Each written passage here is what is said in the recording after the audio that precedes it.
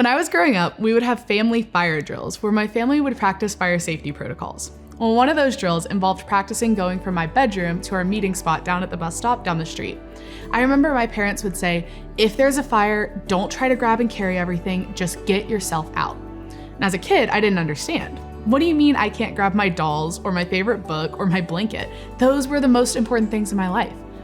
I think that we can have this mentality today when it comes to our lives. All week, we've been taking a deeper look into Pastor Zach's message on the parable of the three servants, a story that Jesus told in the Bible. You can actually go back and listen to his message on Meck's YouTube or the Meck App. We talked about how Jesus used parables to communicate a deeper understanding with an illustration, and there was often a surprise twist at the end. In this story, we hear of three servants who are trusted with their master's money while he's away. Two of the servants are faithful and hardworking with their portions, and the third servant is unfaithful and scared. Are you ready for the twist? This parable isn't actually about money. In fact, Jesus told us this parable to help us understand what's actually important to God.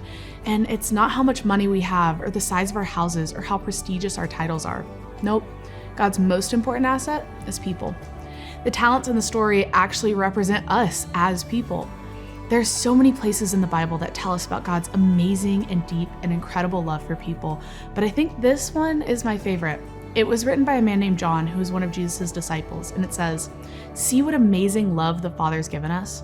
Because of it, we're called children of God, and that's what we really are. The world doesn't know us because it didn't know him." In our previous Devos, we've been talking about how when this life's over, we can't take earthly things with us up to heaven. Cars? Nope. Coffee? Nada. Centuries-old paintings worth millions? Forget about it. The one thing we can take with us is other people. In this parable, Jesus is telling us the greatest investment that we can make is in other people. It's by meeting their physical and their spiritual needs. The only thing that lasts is our investments into those people. I want to leave you with one last passage from the Bible. It might be one of my favorite verses of all time because it reminds me of what's really important to grab from the fire.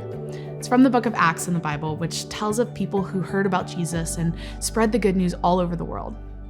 This verse was actually spoken by a man named Paul, who is one of those people. And he said, "My life is worth nothing to me unless I use it for finishing the work assigned to me by the Lord Jesus, the work of telling others the good news about the wonderful grace of God." My final challenge to you is to really think about how you're investing in other people. In what ways are you meeting or missing their needs? Maybe the first step is just to share this message with them.